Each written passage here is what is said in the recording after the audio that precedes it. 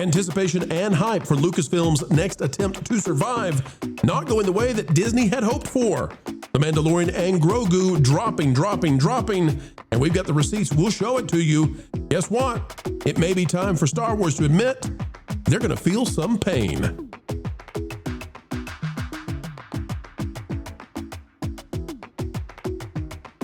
Hello, ladies. Hello, gents. Hello, welcome back again to all you adults and kids. We've got entertainment news to cover, and we're happy to do so. Let's dive in. Keeping you ahead of the culture curve is what we do with the feel, with the zeal that even the Holly Weirds know is real. Folks, just click the like button. We'll tell you why Baby Yoda, Grogu they call him, might not be enough this time. Well, it's time to break out the dry erase board. You know we're going full nerd right now, but here we are, Google Trends, Mandalorian and Grogu, and we're taking a look at the interest levels for this film over the past year.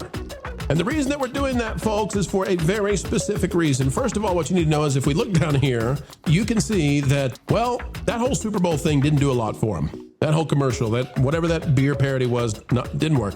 The last time they put out a trailer, though, they hit the 100% mark in terms of how much they've done. This is not compared to anything else, just them. The highest they've ever been was when they put out the trailer at the very beginning of the fall, September 20th through September 27th. They've put out this new trailer. And this new trailer is only reaching 85% of what that first trailer did. Now, that's a real problem because that first trailer was not exceedingly well received, right? Well, we've got some more data here that I want to show you. If we go back to the original trailer that came out, what do we got here, folks? 4 months ago, you can see that just on Star Wars, the YouTube channel Star Wars, 4.25 million subscribers, just this one alone, they got 12 million views. And they didn't have a great ratio. 61,000 people disliked it. But, you know, a lot of people dislike what Star Wars is doing these days, so I understand that. But 12 million views on the Star Wars account. Now, one would presume that if there were other ginormous channels out there, like Disney and Lucasfilm that they decided to share this out with, this thing would be at, I don't know, 3 giant channels? That 12 for this one? 36 is what my math says. Maybe they'd be at 36 million views. So how are they doing with, that exact same strategy? Ladies and gentlemen, take a look at this. It is the official trailer that just came out for The Mandalorian and Grogu. Again, just came out on February 17th. And on the 3 biggest channels you can imagine, Disney itself, Star Wars and Lucasfilm, combined together, 9.4 million views. And that means they're at just over 3 million views per channel. And that is a quarter of what the Star Wars channel did with the first trailer. So, what are we trying to say here? Well, most of the views happen within the first 24 hours, and then you start to drop precipitously on these trailers as they sit there.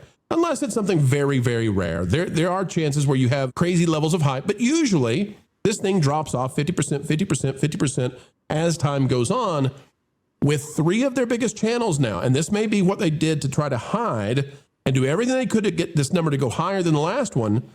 Guess what? It's looking like it's not going to reach the same view count, yet with having all 3 of their biggest, baddest channels tossed in together, a completely different strategy than the last one. Now, that combined together with what we're seeing from Google Trends, where we're at 85% of the first one, Lauren, I think they have a real problem on their hands right now. I think actually interest levels in The Mandalorian and Grogu are dropping, not increasing. I think it's dropping, and I think people are saying, what is this, the TV show all over again? They have 3 problems, I think. One is that they're playing it very safe with the marketing campaign for this movie. They're not letting any real plot details get out, and at this point, they need to be talking about the plot. The second is The Mandalorian Season 3, which really killed the momentum of the show.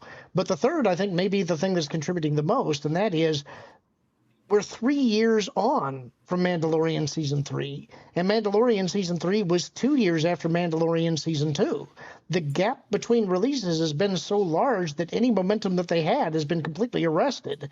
People don't care because it's taken too long, and they took all of the narrative gas out of the show in the last season. So I think people are just going to wait.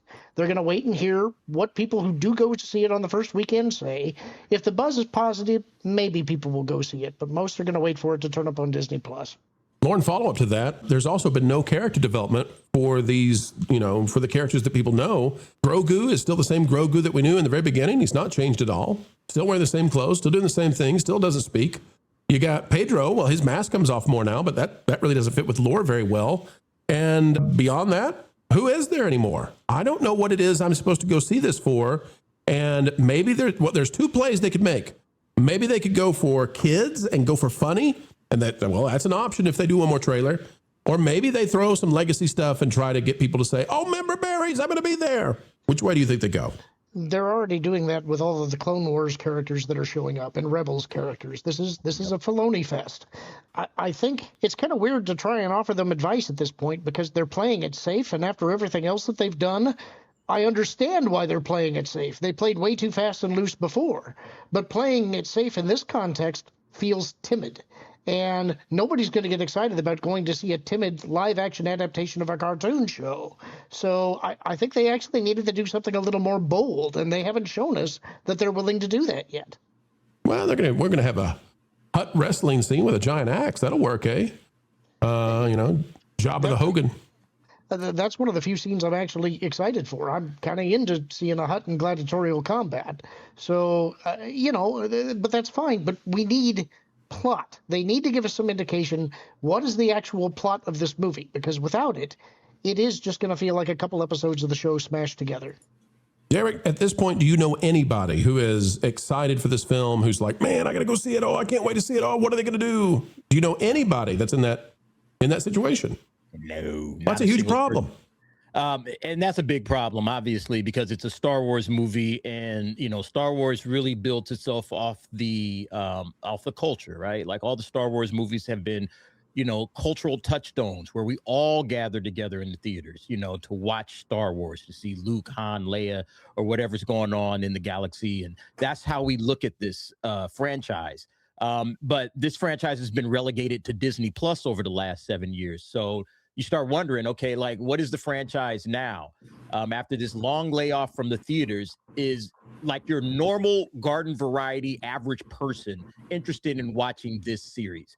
And there's no Jedi, you don't see any lightsabers coming out. So it's like, okay, maybe they watched the, Mandalorian, on Disney Plus, maybe. But if they did, their last impression was Jack Black and Lizzo and, all of that stuff. So it's like, do I really care about this series that much to go and plunk down, hard-earned money for this? I can wait for Disney Plus, and if people say it's good, I'll catch it on Disney Plus. Otherwise, why go watch this movie? What's the draw? What are you drawn in by? Is it Grogu? Grogu's not a character. I've said this many, many, many, many times. Grogu is merchandise. All right. He is there to sell Grogu plush. All right.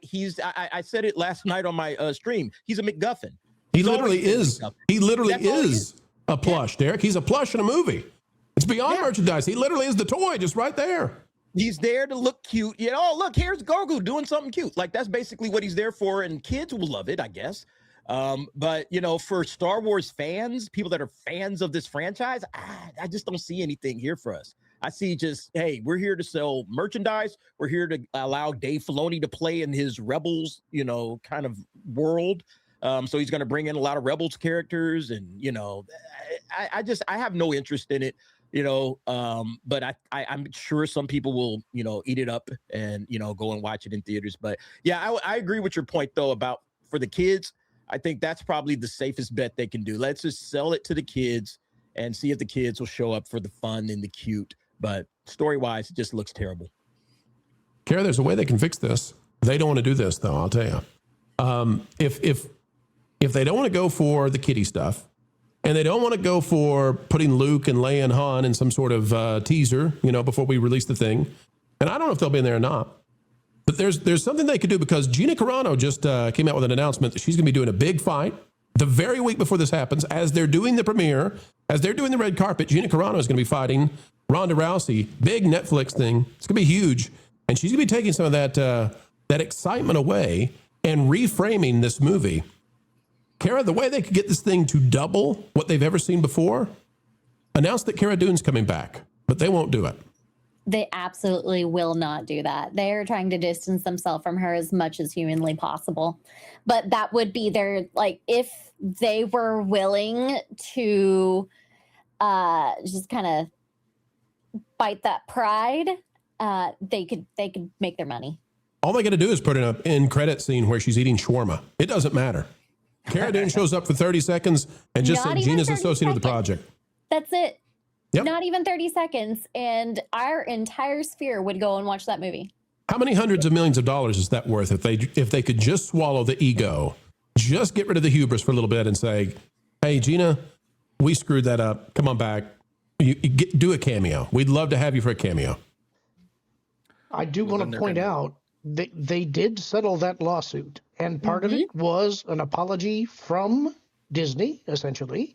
And Gina made a statement to the effect of that she would like to work with them in the future. And so it would not surprise me if they do have some plans for something in the future. The question is, did they have time to shoot a cameo for this movie as an indicator? And this is why I think playing it safe right now is a mistake. If they have a rabbit to pull out of a hat, they need to give us an indicator that there's a rabbit there so that we know we want to go see it when it gets pulled out of the hat. That's a great point. There's nothing.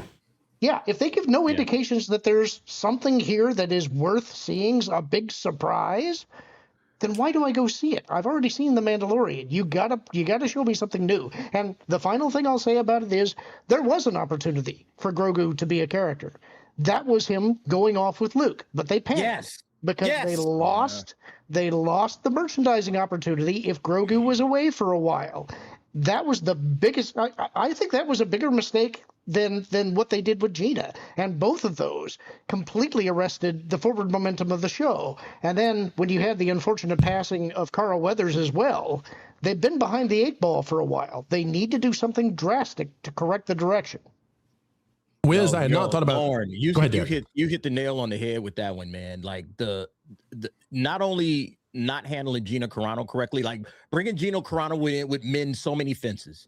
With a lot of Star Wars fans out there, it would mend a lot of fences. Just bringing her in for a quick cameo, just to you could just bring her in, have her sitting in a starfighter or something, and then just sending her on her way. That would mend so many fences because of how they treated Gina Carano at that time. But not only that, bringing Grogu back absolutely ruined the character because Grogu had an opportunity to go away for a while, and then when you bring him back, you can have some development. You can say, hey, he learned under Luke, and this is what he learned. And now he's speaking, and he's using the Force, but he still has, like, these Mandalorian roots, so to speak. So now you can bring him back better than ever, But unfortunately, he's still just a little prop, all right? He's a MacGuffin. He's a doll. He's something that looks cute, and the kids go, oh, look at little Grogu. And that's all he is. There's nothing more to the character than what you're seeing right here. Just Grogu doing cute stuff. And that's not enough. I'm sorry. That's not enough. If he's a title character in your movie, that's not enough just to have him being cute. Wiz, why are they not tantalizing us with something? Why is there not a carrot at all? And what the heck is going on with Jon Favreau? I mean, this guy had 2 phenomenal seasons of The Mandalorian. And since then, we just don't know what's going on. Maybe he lost power, but this is his movie. And he's moving in the wrong direction here. He's a legendary director. Yeah, if we look at, just to pull together everything that you guys have said, and I think Lauren said it best a little while ago, that there's been such a big time gap here. 2020 ended on the Luke reveal. It is February 2026 right now, and that went nowhere. So 6 years since Luke, and nothing happened except there was a throwaway episode with him in Book of Boba Fett that, again, was setting up for something that was 5 years ago. That was the best part of the Book of Boba Fett, was the episode that didn't have Boba Fett. And it was a throwaway with Luke that went nowhere, and it's going nowhere, and this movie's going to go nowhere. So it's on one hand, you want to talk to the Gina Carano point, there's no way they would ever do that. Firstly, because of their own hubris, right? But then secondly, they don't want to offend all the shills that they have that are saying this movie's fun and exciting and we can't wait for it's fun, you guys. This movie's fun. They don't want to upset those people because that's the only people they have left that are going to this film. I'm going to make a prediction here. Uh-oh. I think this movie is going to do Fantastic Four numbers. Now, they are going to say that that is incredible. And oh my gosh, we're breaking even because the budget on this was so low. This movie is strategically budgeted low so that they can say that they broke even, so that they could say, all of you haters out there, the movie did make money. It did, but we know it really didn't. But the fact that you'd have a Star Wars movie that would be bringing in numbers akin to Fantastic Four First Steps, which is right around 500 million, is kind of sad. Like that, not even kind of, it is sad. It's pathetic. It's pathetic. That is how badly damaged this brand is. You had us with Luke. The season 3 was too long ago. Nobody cared, and no one's coming back. The Mandalorian and Grogu. I don't think, even if they had the rabbit to pull out of a hat, it's still not enough. This brand is that dead. Wizard, if this flops, all they've got left is Starfighter. We're at the edge of Star Wars being the next Muppets level brand. Man. And Starfighter is, we don't even know what Starfighter, how that's going to deliver either, because it's set in a time period that people don't want to see any more of anyway. Star Wars is in a very interesting situation. People are burnt out on the Clone Wars era. People are burned out on the post-Empire era, and no one wants anything sequels, right? No one wants anything from the sequels, and Starfighter takes place after that. What other stories are there to tell when you've destroyed this universe in the way that you have? I can't see Starfighter playing out very well. Ryan Gosling could be incredible in it, but that's not enough. If people aren't going to go see the Mandalorian and Grogu film, I can't see them saying, "Oh, hey, here's something new for Star Wars. I'm so excited." I think it's a done franchise. It's done. Good night, game over, drive home safely. Folks, this video is done. But before we all head home, we only ask one thing. Folks, as you get ready to head on out, consider clicking that like button, share, subscribe, click it, stick it to those pesky algorithms. It is the notification bell. Drop a comment down below and share your thoughts, for a mind is a terrible thing to waste.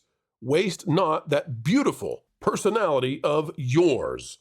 And folks, we would say as you get ready to head out the door, that it has been an honor to spend time with you, an attitude of gratitude each and every time that you elect to join together with us. Breaking bread and breaking entertainment, well, the industry. No, we like entertainment. It's the industry that irks us sometimes. Well, it was a good time. We hope you had a good time. Folks, until the next time, keep learning, keep growing, and as always, keep having fun.